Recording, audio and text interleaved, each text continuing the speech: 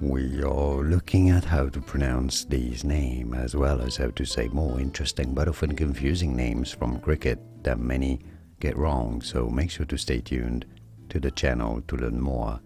So there are two different ways of saying it. The South African way is as Labuschagne. Labuschagne. I know, it's tricky. Now, if you want to pronounce it the way it should be said in English, it is as Labuschagne. La-bu-chagne. Easy. Labuschagne. And now you know. Did you get this? Let me know in the comments. Like the video if you did.